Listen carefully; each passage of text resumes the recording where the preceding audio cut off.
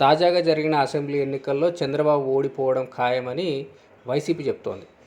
దీనికి తగిన కారణాలు కూడా వాళ్ళు చెప్తున్నారు. కుప్పంలో మొత్తం ఓటర్లు 2,13,000. ఇందులో పోలైన ఓట్లు 1,83,000. కుప్పం నియోజకవర్గం నుంచి చంద్రబాబు నాయుడు 1999 నుంచి ఇప్పటి వరకు వరుసగా గెలుస్తున్నారు. అయితే ఆయనకు 1999 నుంచి 2019 వరకు మెజారిటీ వరుసగా తగ్గుతూ వచ్చింది.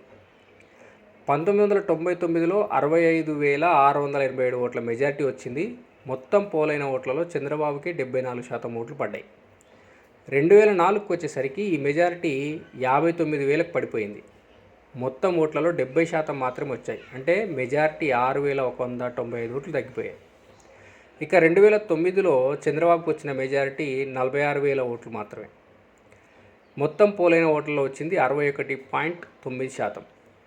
2014లో మెజారిటీ 47,121 ఉంటే 2019కి వచ్చేసరికి మెజారిటీ 30,752 ఓట్లకు పడిపోయింది. మొత్తం పోలైన ఓట్లలో చంద్రబాబుకు వచ్చింది 55.18%. అంటే 1999తో పోలిస్తే మెజారిటీ సగానికి పైగా పడిపోయింది. 99లో 65,000 మెజారిటీ వస్తే 2019లో 30,000కు పడిపోయింది. ఇక 99లో చంద్రబాబుకు 74% ఓట్లు పడితే 2019కి వచ్చేసరికి 55.18% ఓట్లు మాత్రమే పడ్డాయి. అక్కడితో చంద్రబాబుకు డేంజర్ బెల్స్ మోగినట్టే. ఇక 2019 తర్వాత ఏం జరిగింది?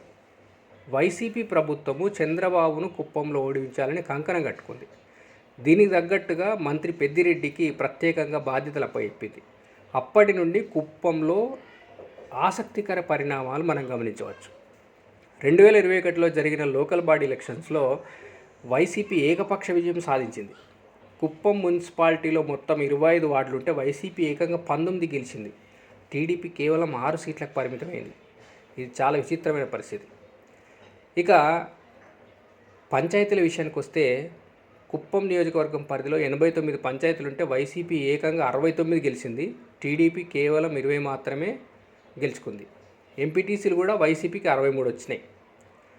కుప్పం నియోజకవర్గం పరిధిలో మొత్తం 12 మున్సిపాలిటీలు ఉంటే అందులో వైసీపీకి 8 వచ్చినాయి. టీడీపీ కేవలం 4కే పరిమితమైంది. అంటే గత 5 ఏళ్లలో వైసీపీ కుప్పం మీద గట్టి పట్టు సాధించిందని అర్థం. ఇక కుప్పం అసెంబ్లీలో ఉన్న ఓటర్లను చూస్తే 68.5% రూరల్ ఓటర్లు ఉంటే 31.5% మంది అర్బన్ ఓటర్లు ఉన్నారు. సో ఇప్పుడు కుప్పంలో వైసీపీ తరపున భరత్ పోటీలో ఉన్నారు. ఆయన కుటుంబానికి 2014లో 55,000 ఓట్లు వచ్చినాయి. అది 2019కి వచ్చేసరికి 69,000కు పెరిగింది.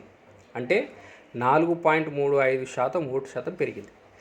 వాళ్ళు చెప్తున్న లెక్క ప్రకారం ఏంటంటే ఈసారి 28,000 ఓట్లను నకిలీ ఓట్లను టీడీపీకి చెందిన తీసేసినాం కాబట్టి భరత్కు గత ఎన్నికల కంటే 3-4 ఓట్లు ఎక్కువ వస్తే ఈసారి గెలుపు ఖాయమనేది వైసీపీ వర్గాలు చెప్తున్నాయి.